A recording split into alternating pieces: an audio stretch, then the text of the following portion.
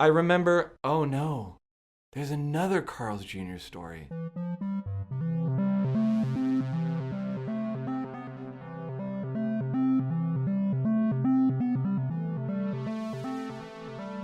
Welcome to the Panic Podcast, a podcast about Portland's Panic Inc., but maybe not exactly. I'm Krista Mergen. Join me as I follow the quirky subplots and surprising characters that round out Portland's most lovable indie software and game publishing company. This week, an act of social media spite, an unlikely friendship, and a lot of fast food coupons. How did signing up for a Twitter account to answer support questions lead to an odd and endearing relationship? And whatever happened to the cardboard friends we made along the way? A quick note before we get into it, you're about to hear a lot about Carl's Jr., but they are not a sponsor of this show. At least, not yet. When Steve and I went to our first Macworld Expo, we picked, of course, the cheapest hotel possible because we were very broke. And the hotel was in the middle of a very, very, very bad neighborhood of San Francisco. And we checked in and we had not eaten anything. Like, we got in super late and we had no dinner. So we're like, we have to go get some food. So we walked a great distance to what was an equally very, very not good Carl's Jr. in downtown San Francisco, bought some burgers, and went to bring them back to the hotel. Me being me, for some reason, before we entered our room was right by the emergency exit door. And I'm like, let me just see what's out there. Because, you got to open the door. There's no alarm. So I opened the door, and it was kind of a nice exterior hallway. And I noticed that, like, in the stairs, they had like drilled a hole. Like maybe there was going to be a pipe running through the stairs at one point, and there's just this hole. And I'm like, oh, this looks really cool. Like I'm leaning over it to look down this hole, and because this beautiful perspective of like multiple floors of all these holes. And I am holding my burger, and I drop it perfectly. Like, it's maybe the exact size of the burger. And I witnessed this perspective falling of my dinner, like 7 floors down. It doesn't veer off. It's just like, boom, boom, boom, boom, boom, boom, boom, all the way down this hole. And then I see it just like splatter on the ground into a pile of lettuce and burger. And I'm like, I'm done. I have no other food. I don't want to go back in the neighborhood. And I deserve that. Like, I don't know why I was looking down that stupid hole, let alone how I dropped my burger. And so I just didn't eat dinner. And that was my first Macworld Expo and a very memorable Carl's Jr. experience. So I guess I have a rich history of Carl's Jr. that I didn't realize until this exact moment. I'll never forget what that looked like. Okay, so that's not even the main Carl's Jr. story. But we'll come back to that. First, let's talk about Twitter in 2009. Twitter in 2009 was not like Twitter right now. For starters, there just weren't that many people using it yet. I mean, sure, it was definitely catching on at that point, and users had moved beyond talking about what they were doing at the moment or what they had had for lunch. In 2009, people were using Twitter as a platform for jokes, quick micro-thoughts, and links to interesting things. And Panic co-founder Cable Sasser decided that the company should have a Twitter account. It took a long time for me to sort of figure out that Twitter is kind of interesting and a good way to communicate with a large amount of people with little effort. Like doing a blog post, you have to like sit down and write a blog post, but you can just like very quickly tweet. And as I began to use it more and more personally, it also seemed like this is a way that we should post news about what Panic is doing. But there was a problem.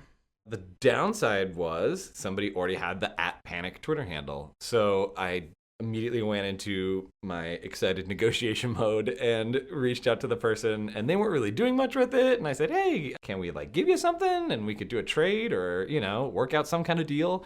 And yeah, I think in the emails that we researched for this episode, we did some extensive research and discovered that actually we paid $300 for that Twitter handle because he was interested in buying a copy of Beatles Rock Band, which seems like the perfect trade. So he got to play along to I Am the Walrus, and we got to start tweeting as @Panic. I tried really hard to find the guy who sold Panic the @Panic Twitter handle. His name is Todd Baker, and he lives in Canada, but that's the best I could do. I did not make contact, so I could not interview him.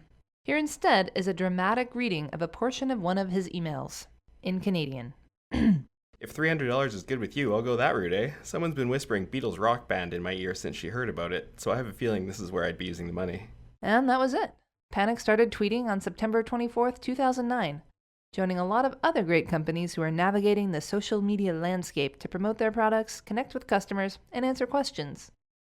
And Twitter did seem uniquely great for doing support, at least for the more straightforward questions. Twitter and support is interesting. I think many of us sort of quickly came to realize that it's almost like a support cheat code for a lot of companies. The bigger the company, the more effective that cheat code, because the team that's going to be on Twitter is going to be small. And if the team is going to be small, they're probably going to have more autonomy and be less anonymous than, a giant email support team. And so I think we all kind of realize that, like, wow, to get things done, kind of tweeting at people is effective. It's easy for me to refresh a Twitter feed and see what people are asking. So it was definitely just me at the beginning, and still today, I guess, although most of the replies are done by the support team. It's what we post that comes from me. Yeah, people just started asking us questions. We would, of course, announce new versions and, we updated this and we updated that. But then the thing that I really loved about it, and still to this day love about getting support on Twitter, is that you have a limited number of characters to ask your question, which is the best thing ever, because the absolute most dreaded support email is the one that has a kind of complicated question, and then, while I got you on the line, here's a bulleted list of 75 things that I've been thinking about that each require a reply, and you're just like, I totally understand why people do that, because it's been building up in their minds for a long time, and they're finally putting this email in, so they might as well write these other thoughts too. But when you're cranking through an inbox, it's just the earth grounds to a halt, and you have to put in a couple hours work. And the nice thing about Twitter is there's no "while I got you on the lines," which is a huge plus. So the questions have to be short, and our answers have to be short, which I love. I think there are support people here that do not love that for reasons that you should ask them about, because I don't totally understand. But for me, I think it's great. I think as a point of contact, it's great, because it's another quick tool for somebody to reach out. Jesus Diaz does support and QA for Panic. For the quick questions, it's perfect, especially after we got the 280 characters. So we can kind of just expand a bit more on that. When it comes to bigger questions, we generally have to move people over to email support. Server settings, troubleshooting steps, things that kind of go back and forth as well. Right. And there's definitely a level of question that we cannot answer on Twitter, where it's we need to do some back and forth, and that's going to get really awkward on here. Early on, Panic used CoTweet, a web app for businesses that allowed multiple people to share social media duties. It was a shared inbox of tweets, and it was a super good service and a great company, and they were super responsive. Of course, as with all the things in Silicon Valley, all great companies must be ruined. And so they were acquired, and then it became Exact Target Social Engage or something, and it was just so heartbreaking. So CoTweet was out the window. And so we ended up building our own Twitter to email gateway called Burnside, which was great because we were doing support in email. I designed and built Burnside for Panic. My name's James Moore, and I'm Panic's sysadmin. So Burnside would read Twitter every couple of minutes and then create a new email to our support box if the tweet was a new message to the Twitter account. And then a support person could reply to that email, and Burnside would generate a tweet reply and send it back to Twitter. Burnside was one of the first projects that we open sourced. I felt like there were things that we had built that other people could benefit from. Oh, it was fun. It worked for the most part. My name is Tim, and I do web stuff at Panic, but I used to do email and Twitter support. So Panic obviously took support via Twitter seriously and had this homegrown solution for handling support questions via Twitter, which they then open sourced.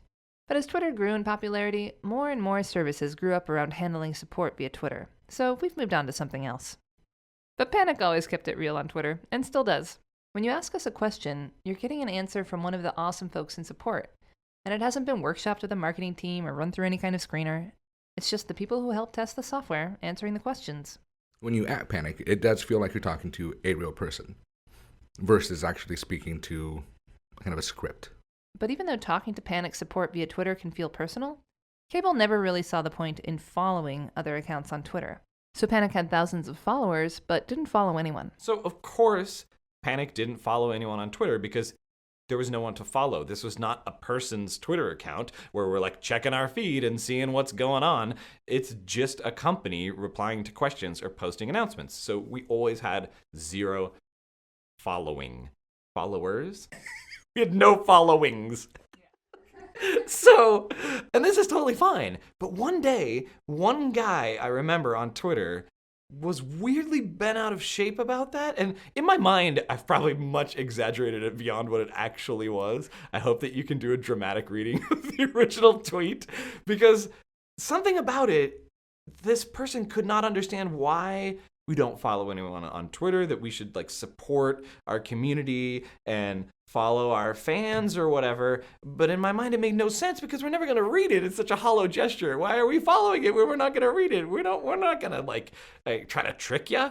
And so this person was super annoyed and was like, I tell you, if I remember this correctly, was like, you should follow me on Twitter. I should be your first follow and you should totally start doing that. And I remember just thinking, that is so weird and doesn't make any sense to me. And for some reason, it just really got to me. So I found the Twitter account of the person who I believe indirectly started this whole thing by requesting that Panic follow them. But their account is private now, and I feel like we should respect their privacy.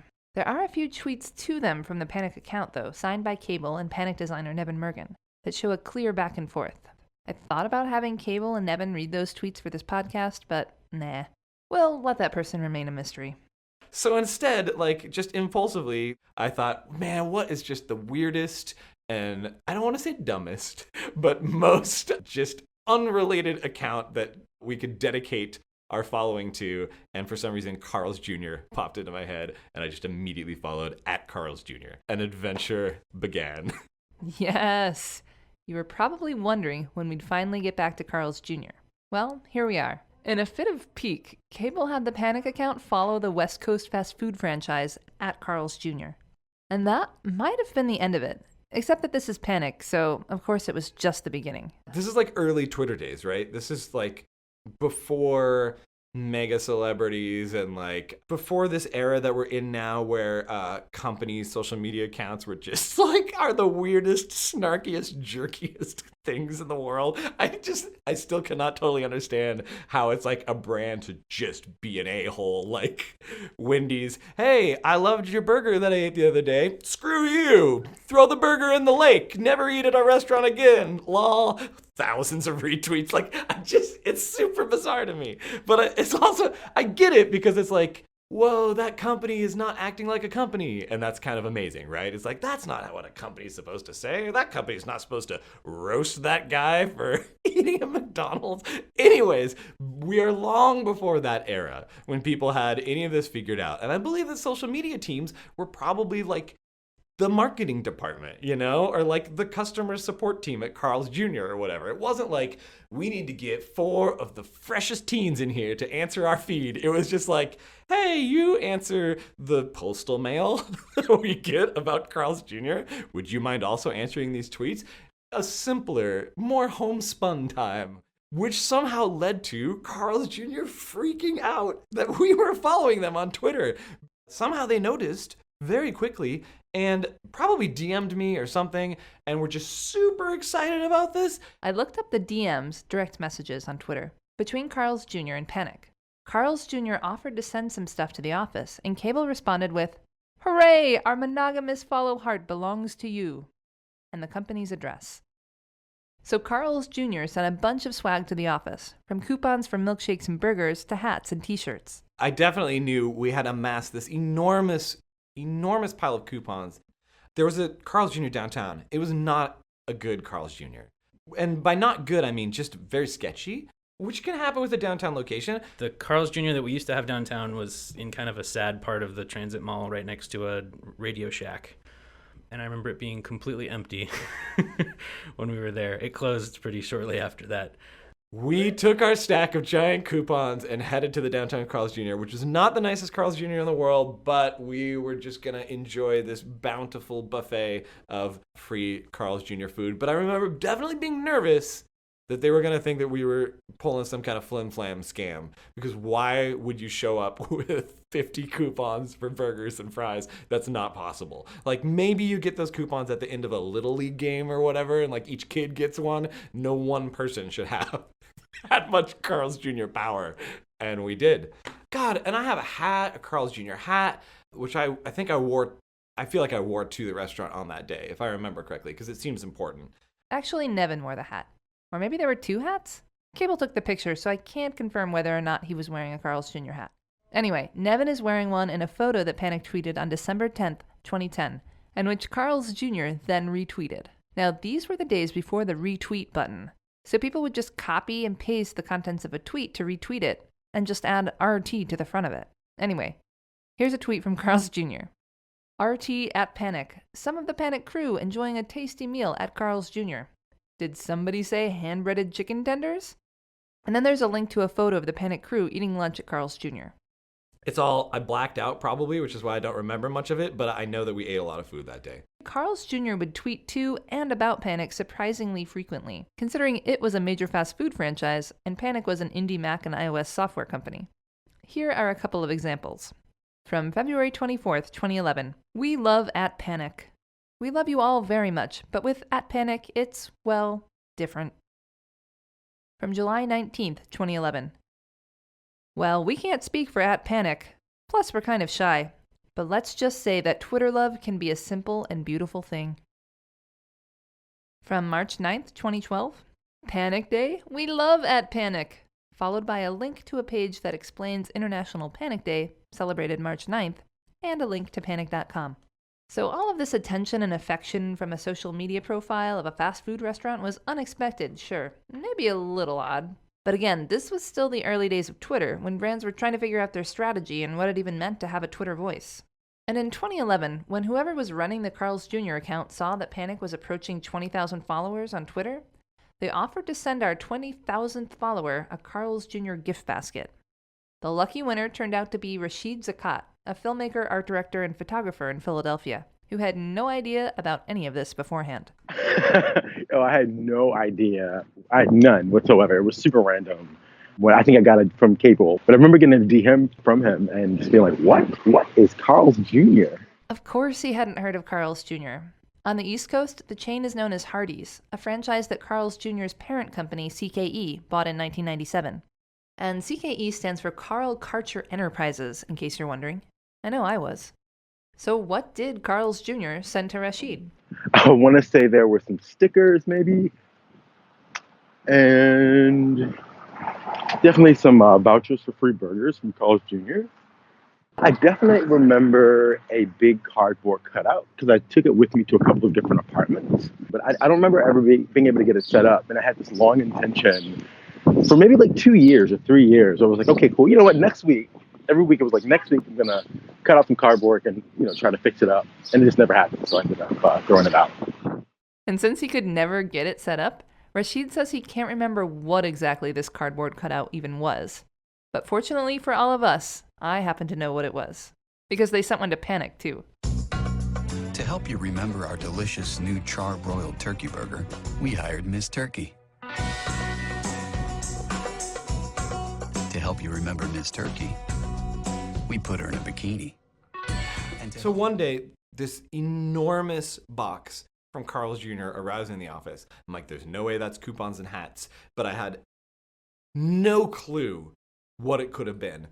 And I open up the box and flip it open, and there's just this like super weird cardboard stand-up of this like woman in a bikini holding a burger with a sash that says Miss Turkey, because that's like their ad, it's Carl's Jr. That's their ad campaign. They're like, oh, we got a turkey burger?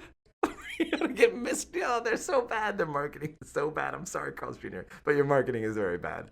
Your burgers are pretty good, but okay. So now this thing is in our office. Of course, I have to construct it and build it. I can't, I'm required by law.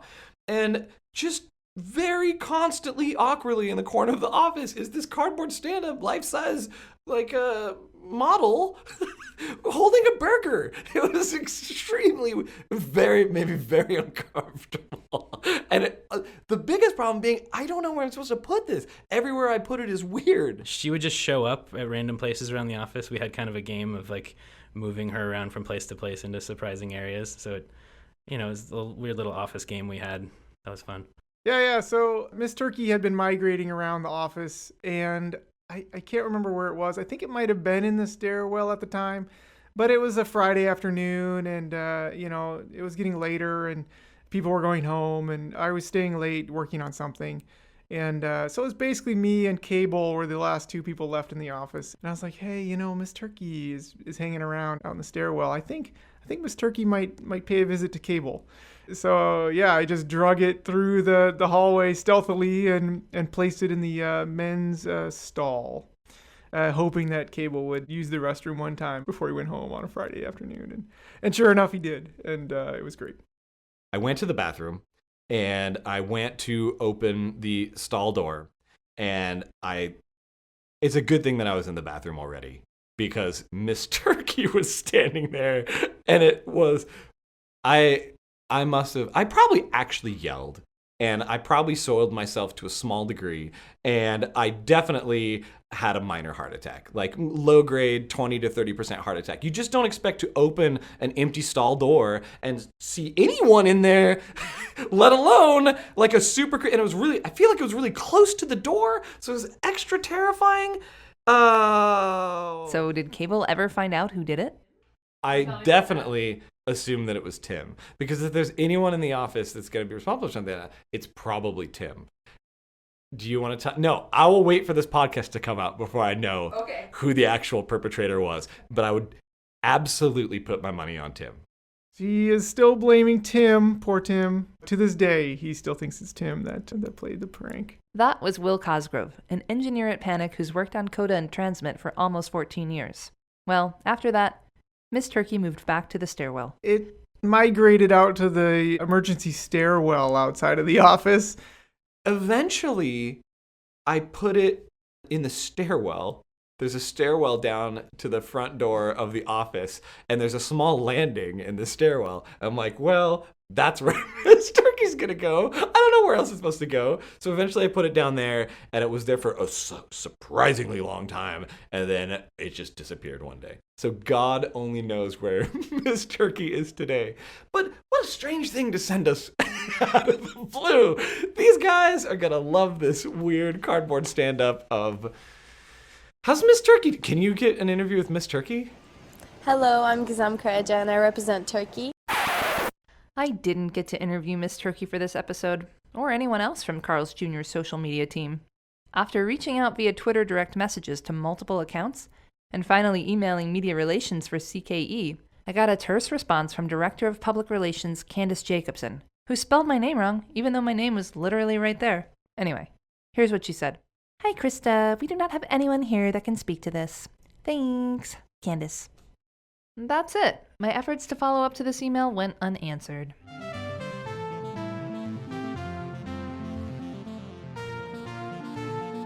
And like that cardboard Miss Turkey stand-up, Panic's Twitter relationship with Carl's Jr.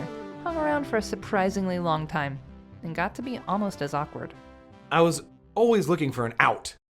The situation had gotten far beyond, of course, what I had ever imagined or intended. And I did not know how was this going to end? Am I following Carl's Jr. for the rest of my life from the Panic account? Social media started to change, and the Carl's Jr. probably the social media team shifted, and they weren't really communicating with us anymore. They probably didn't even notice, but I just didn't even know how is this going to end, which is the thing you never think about, or I should say the thing I never think about. And so our Carl's Jr. closed. It is now a veggie grill. And when it closed, I realized that we can't even use these coupons anymore. If they're gonna send us coupons, we'll have to drive out to Beaverton. So I guess that's it. This is the end of our relationship. And it was with a very heavy heart that I clicked unfollow and no longer followed Carl's Jr. And I think they noticed that too. They totally noticed, and they were heartbroken. Cable explained that our local Carl's Jr. had closed, and they replied via DM, "Oh, that sucks that was yours. Our lease was not extended. We were sad to have to go, frowny face emoticon. I may have to send you some burgers to ease the pain." No one remembers if they did send any more coupons after that. But Cable did know one thing. It was time for Panic to follow a new account on Twitter. We needed to follow something else, and so we followed what is easily the best and most important account on all of Twitter, Donald Duck. Donald Duck. First of all, someone thought, I'm gonna squat on this account because it's gonna be valuable. It's a Disney property and they're gonna pay me a lot of money, and I'm gonna just type in Donald Duck and misspell it and screw it up. This is my theory. This is my theory of Donald Duck. I feel like the Donald Duck person thought they were gonna pull off some kind of cool heist and have this rad account that was gonna be valuable, and so they biffed it at the last second in the most beautiful of ways by misspelling Donald Duck as Donald Duck. But they were smart enough to include a picture of Donald Duck, like they Google search for Donald Duck. This is my dream, and it's probably not true, but just let me have this. And then when they went to type in, what's the full name, they looked at the picture of the duck and their brain just said, oh yeah, that's Daffy Duck. So they typed in Daffy Duck for the full name. So you've got Donald Duck and Daffy Duck. And then they're like, well, we have to prove that this account is in use, so I have to do a tweet. And they just typed, hey guys, and just hit send tweet. And you have this amazing combination of a picture of Donald Duck, spelled Donald Duck, with the name Daffy Duck, and all he has ever said is all lowercase. Hey guys. I have no idea where that came from. I don't know how long. As far as I know, Cable created that account. God, I wish that was true. I am here to break Tim's heart and say that is not my account. I wish that it was my account. I wish I was smart enough to have done that. But I am not Donald the Duck. However, there was a brief time when I added hey guys, little hey guys flag to the top of all the CSS files on Twitter. There's still a few of them there. So yeah, if you poke around in our source, you can see a little Easter egg. But nothing lasts forever, not even following misspelled Donald Duck accounts on Twitter. After a few years, Cable decided to switch it up and change the object of Panic's monogamous follow heart. Okay. Eat the ball. Where do I begin with eat the ball? The idea behind eat the ball is that it's bread, but it's a ball. Huh? What if you could eat the bread you already eat, but as a ball, and then call the company Eat the Ball? Because you're eating the ball, the literal ball. Eat the Ball is as far as I know, it's a bread product that's like molded to look like different kinds of sports balls. Like there's like a football and like basketballs, and I think they probably do custom shapes for different sporting events. Eat the Ball is a true innovation in bread technology. I believe that I saw an ad for Eat the Ball in one of the weird trade magazines that we get, like Convenience Store News or Snacks Quarterly or whatever, and I was just absolutely blown away by the amount of Tesla Edison level genius involved in sitting down to say, what if we could eat bread but in a ball? And then to have the guts to I can't keep a straight face on this one. To have the guts to manufacture said balls and deliver said balls worldwide. We looked long and hard to try to find Eat the Ball. Their website claimed that it was available at grocery stores here in Oregon. Listed a number of grocery stores. Went to a few of them, can confirm that they, A, definitely don't carry it, and B, when you ask at a grocery store, do you have Eat the Ball? It's an awkward, very awkward situation. So I stopped looking. I think obviously the tradition here is that we need to follow things that are pretty absurd.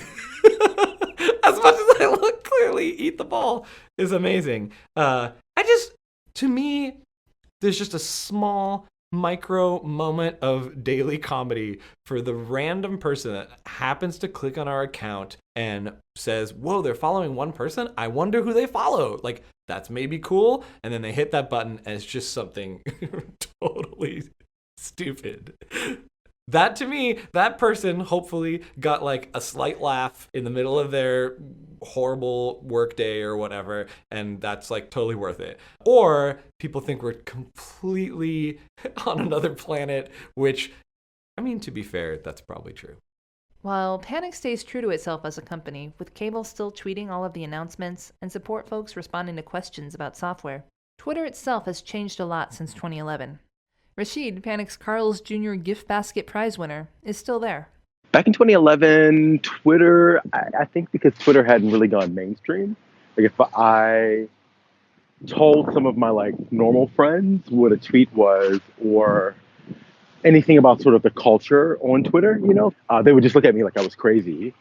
Twitter's become this force because I think narrative is so powerful in shaping culture.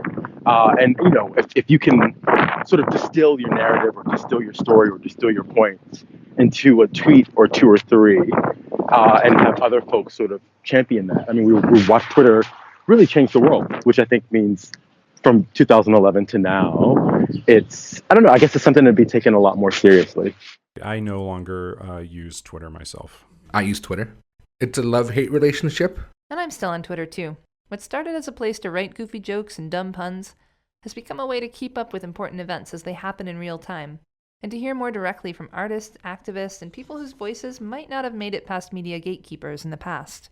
I still do write dumb jokes, though. For me, Panic still inhabits that old, goofier Twitter, at least a little bit. And I don't think that Panic's quirky relationship with Carl's Jr. could even happen today. And I have to admit, that makes me a little sad. But in the end, it's a fun and weird story that highlights the best of what Twitter can be.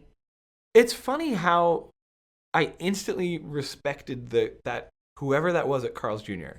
It went from this joke idea to like something kind of fun and cool.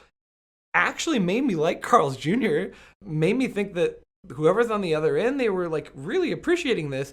It was just such an interesting switch. And that can happen in life when you're a weirdo and you do impulsive, strange things like that. But that's kind of the best. Like when those things happen and when this thing goes from like a one-off impulsive thing to like a story that we're telling here today, like that's the kind of stuff that makes life exciting and fun.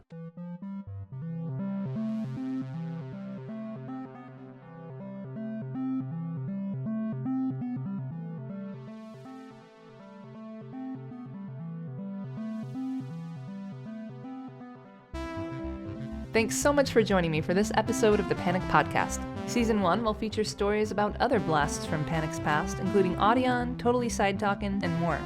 So mash that subscribe button as hard as you can, and tell your friends to give it a listen. This podcast was written, produced, and edited by me, Krista Mergen, and our amazing theme music was, of course, composed by Cable Sasser. A huge thank you to everyone at Panic, as well as to Rashid Zakat. You should follow him on Twitter. He's at Rashid Zakat.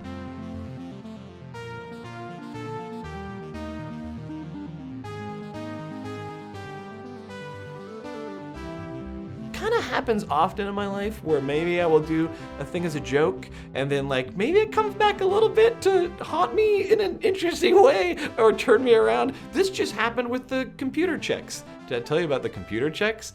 I'm going to tell you about the computer checks. I'll be fast. You can cut this out. I did cut it out, but it's great, so I stuck it in here at the end.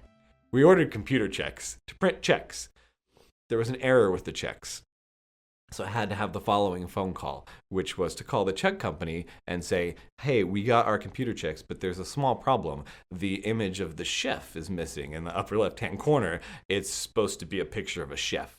And there's a long silence on the end of the line. And of course, Steve's next to me at that desk, just like trying so hard not to start laughing because I'm very seriously complaining about a chef image being missing from our checks. And the worst part was, there's a long pause and she's like, okay, so can you be more specific? Like, which chef image was it? And I'm like, oh God, it's still going. This is still hot. So I'm like, it was a chef, and he was doing kind of like the okay gesture, like the like chef kiss. He looks happy, and he's making an okay. She's like typing on the computer. Okay, I believe I found the chef. The description says chef doing okay. And I'm like, that's the one. So like, going from point A, which is it would be funny to put a chef on our checks, and anytime we write a professional business check to someone, there's a chef doing the okay gesture, to now I gotta like make a phone call and like pursue the missing chef. And at the end of the call, Steve's like, that's the kind of thing where I just would have been like, well, I tried to make a joke and it failed, and I just need to live with that. But you are actually pursuing this and trying to get it corrected. I feel like you can draw a direct line from following Carl's Jr. on Twitter to putting a chef on your computer checks. Sorry. Thank you for indulging me on that side tangent.